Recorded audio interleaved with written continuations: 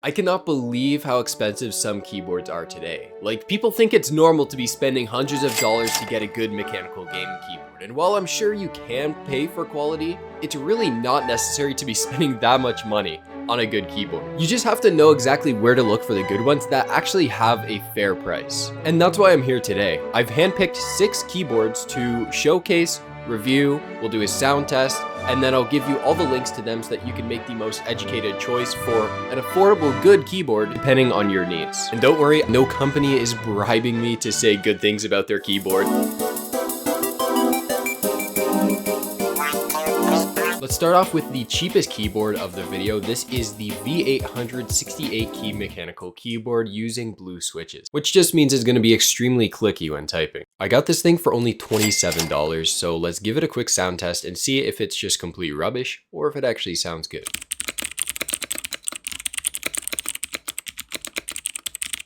But to give you a point of reference for the price and the sound quality, I've picked out 2 more expensive 60% keyboards so that we can compare the sound tests to the one we just did.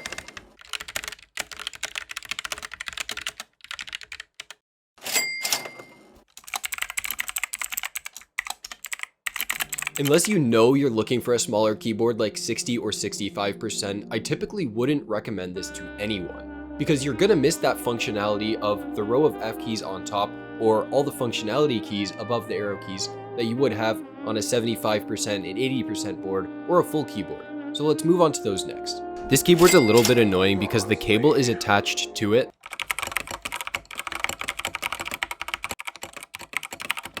So obviously it's a very different sound from the last board that we tried out, but this is a 75% keyboard, so it's got that functionality. Not to mention the keycaps on this thing actually look really good. Normally a set of keycaps this nice and in this design would probably cost you upwards of $20 just for the keycaps. Now there is one major downside about this board besides the cable being attached to the board itself, and that is I don't think this keyboard is gasket mounted. So when you hit keys and let them ring for a little bit, you can actually hear the metal of the keyboard making a weird sound. Let me try and show it to you.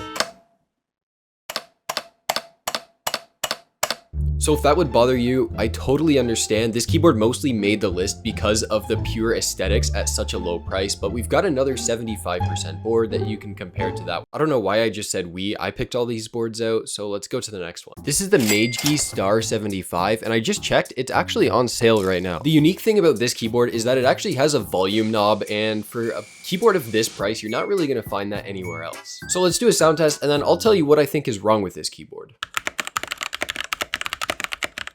I'm not sure if you could tell from the sound test, but I'm not particularly fond with how these keys sound. At the end of the day though, key sound is a matter of preference, so if you liked the sound test, by all means. But I also found it was slightly harder to type on this keyboard compared to some of the other ones in this video and the one that I use in my setup. It's the slightest difference, but I needed to put a little bit more force into pushing the keys down. I'm sure it's something you would quickly get used to, but that's my only problem. Everything else is solid. The keys feel really stable. Nothing's wobbling around. There's no weird metallic sound like with the last keyboard. I just don't think it looks quite as aesthetically pleasing as the former.